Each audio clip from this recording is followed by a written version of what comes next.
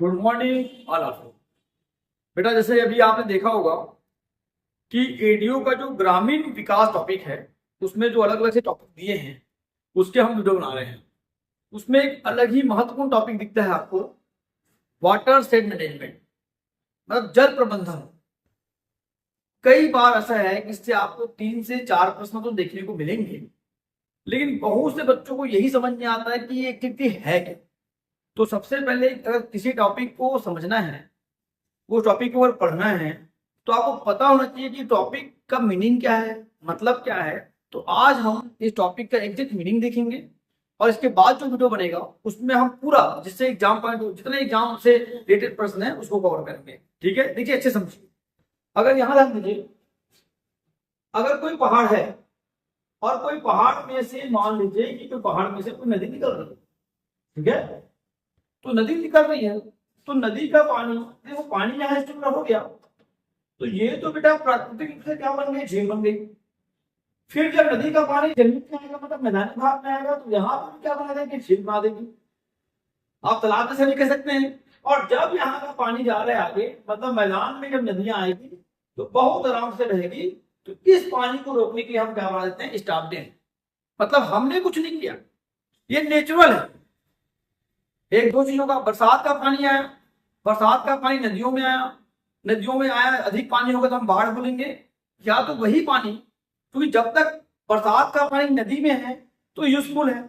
अगर वही नदी जाके समुद्र में अगर मिल गई तो समझ जाइए कि वो पानी खारा हो गया, हमारे काम का नहीं है।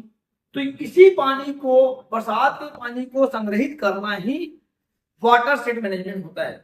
क्लियर हुआ? तो अभी इसमें हम कुछ नहीं कर रहे हैं, नेचर से आया, नदियां बह रही है, जहां जहां पहाड़ी क्षेत्र में अगर नदी को झील बनाना है झील बना दी। कहीं पे देख रहे हैं हम कि अगर यहाँ पे झील बन गया, यहाँ पानी स्टोर हो गया, और जब नदी मैदानी भाग में आ रही है हमने डैम बना दिए, स्टॉप डैम बनाया और पानी को रोक दिया। ये होते आ रहा है, हमने बना दिया डैम, बनाया, पानी को रोका। इसी को और विस्तार समझते हैं। मान लीजिए कि अगर कोई ऐसा पहाड़ है जिसमें नदी नहीं निकल रही है, तो हो सकता है उस पहाड़ के ऊपर में कुछ तालाब दिखे आपको। देखो बेटा, पहाड़ी के ऊपर यदि पानी भरा हुआ है उसको झील बोलते हैं, और यदि मैदानी भाग में अगर कुछ भरा हुआ है पानी तो उसको तालाब बोलते हैं, डबरा बोलते हैं। सीधी सीधी बात हो। तो यहाँ पे है, मान लीजिए कहीं से पानी आ रहा है, पहाड़ के किसी भी हिस्से से पानी आते जा रहा है, आते जा रहा है, और नीचे कहीं पे वो संग्रहित हो रहा है, उसे भी हम लोग वाटर मैनेजमेंट कहेंगे, उसे भी हम वाटर शेड मैनेजमेंट कहेंगे। अर्थात बरसात के पानी को कहीं पे भी संग्रहित करना ही वाटर शेड मैनेजमेंट कहलाता है। अभी हमने कुछ नहीं किया है इसको, हमने देखा बरसात हुआ, बरसात का पानी अगर मान लो पहाड़ों से बह रहा है, कहीं से बह रहा है, बहते बहते आया, और कहीं पे जहां जगह ढलान से नीचे आया, जहां पे जगह दिखा, जगह देख के क्या किया उसने, उसे बना लिया। ठीक है, तो इसी को घटना को हम क्या बोल रहे हैं, क्या बोल रहे हैं हम लोग इसको, वाटर शेड मैनेजमेंट।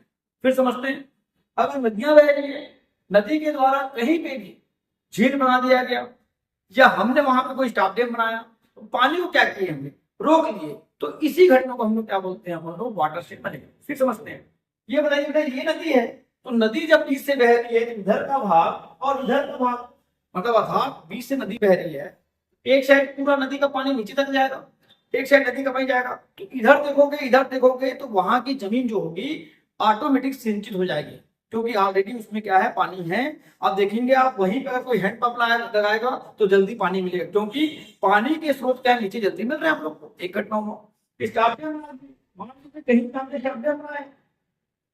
पानी रुका हुआ है, तो जो पानी रुका हुआ है वो धीरे धीरे रिसाव करेगा, तो कहाँ जाएगा, जमीन में।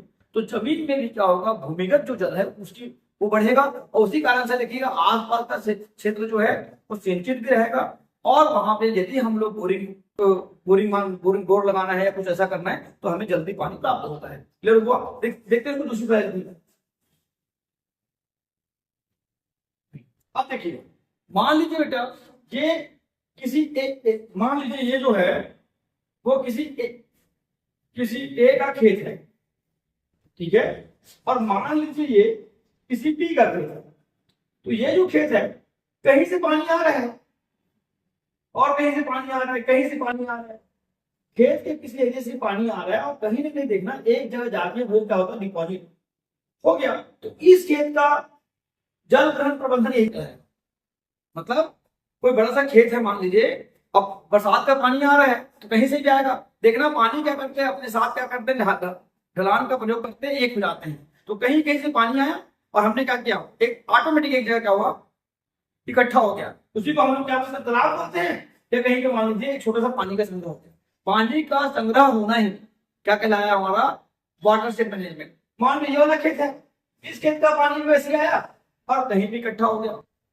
अब मान लीजिए यहाँ पे पानी जब भर गया पूरा, तो भरने के बाद पानी यहाँ से निकलेगा, फिर यहाँ का पानी भरने के बाद यहाँ से निकलेगा, और ये पानी फिर कहाँ जा रहा है, नीचे जा रहा है।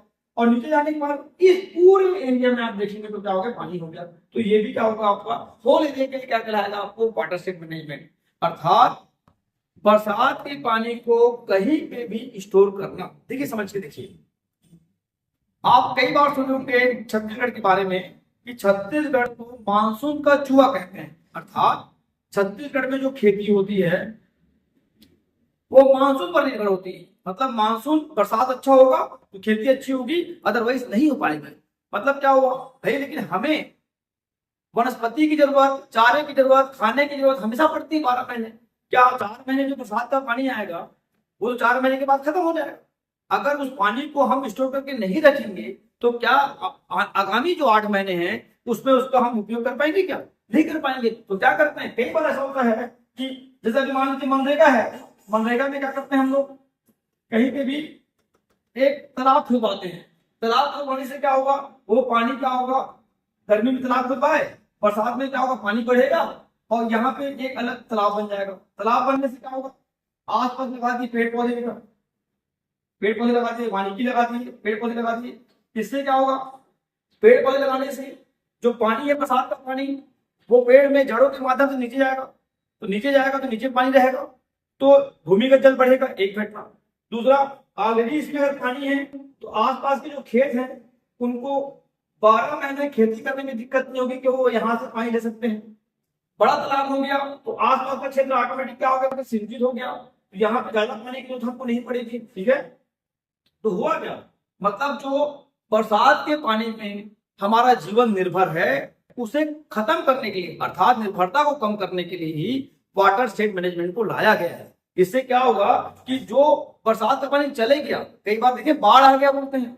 अब भारत में ये चीज देखने को मिलता है कि ये बोला जाता है कि यार बरसात में बाढ़ में मर गए लोग और गर्मी में सूखे में मर गए लोग। बड़ा अजीब नहीं है, मतलब भारत ऐसा देश है जब बाढ़ भी आ रहा है और सूखा भी हो रहा है। इसका मतलब ये हुआ कि जब बाढ़ का पानी आया तो हमने उसे ध्यान नहीं दिया, क्योंकि अगर हम किसी नदी के किनारे में पेड़ लगा दिए तो पेड़ लगाने से क्या होगा, उस मृदा का अपरदन नहीं होगा।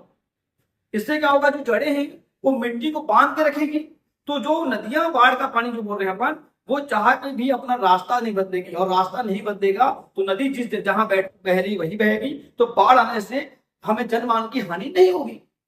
तो एक घटना हो गया। दूसरा क्या, बाढ़ आ रहा है, बाढ़ आया, पानी बहुत आया, अगर हम छोटे छोटे पॉन्ड बना के, तालाब बना के, डबरा बना के अगर हम कहीं पे जाकर उसको इकट्ठा कर लिए, इसका मतलब हमें आपातकाल के समय, अर्थात ठंड के बाद जो गर्मी का समय आएगा तो वही पानी को हम यूज कर सकते हैं। तो वाटर मैनेजमेंट आपको समझ आया क्या। वाटर मैनेजमेंट का मतलब सिर्फ इतना ही हुआ कि बरसात के पानी को संग्रहित करके, चाहे किसी भी माध्यम से, डैम बना के, झील बना के, तालाब बना के, या कहीं पे तालाब बना के, कहीं पे छोटा अगर बन के नाली बना के, क्योंकि नालियां बनेगी, चैनल बनेंगे, और चैनल बन के क्या होगा, एक जगह आएगी। ये सभी को इकट्ठा करेंगे कि आने वाले समय में मानसून का जो जुआ बोलते हैं छत्तीसगढ़ की कृषि को, वो हटा के साल भर की क्या बोलते हैं पानी को यूज करना, और कैसे लोग दोहन कर पाएंगे उसी के बारे में बात करते हैं। क्योंकि बेटा हम अपनी बात नहीं कर रहे हैं, पानी हमें पशुओं को भी चाहिए, पशुओं को हमेशा घूमते रहते हैं खेतों में तो चारा भी चाहिए, तो ये सब चीज आएगा क्या। जब तक कि हमारे भूमि में पानी नहीं होगा तो वनस्पति नहीं होगी, और वनस्पति नहीं होगी तो जीव जंतु भी सुरक्षित नहीं होंगे, चिड़िया भी सुरक्षित नहीं होगी। और मतलब पानी तो सभी के लिए आवश्यक है, इसीलिए बोलते हैं पेड़ है तो जल है, और जल है तो कल है। Okay, thank you all of you.